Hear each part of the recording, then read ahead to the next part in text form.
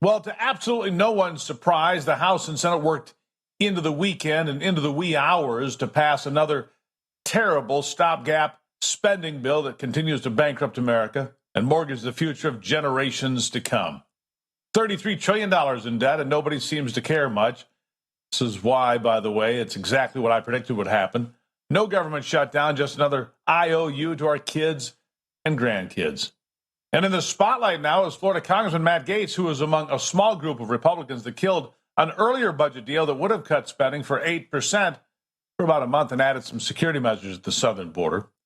Now, in the wake of the latest continuing resolutions, he's calling for Kevin McCarthy to be removed as Speaker of the House for breaking his promises.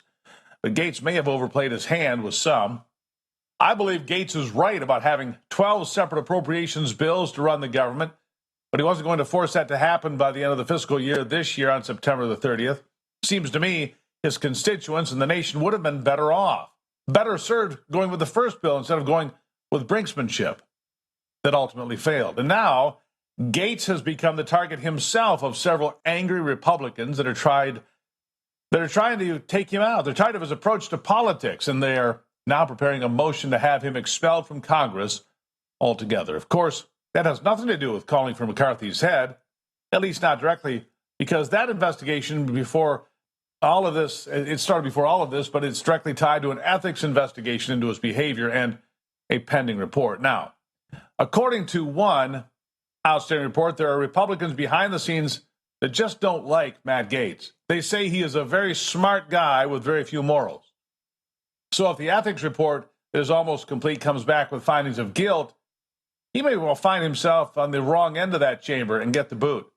It takes a two-thirds majority to do that, and with Gaetz not making many friends lately, that could certainly happen. That's not good for the Republicans.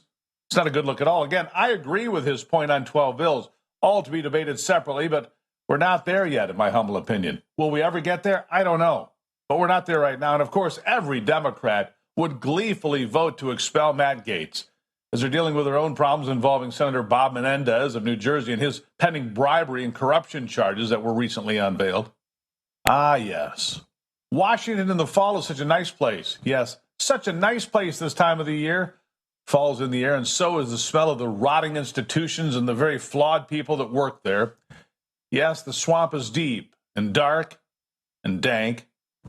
But what did you expect from these people anyways? High standards? Please. For the Republicans, this is a tough spot. The House is down to 433 members currently.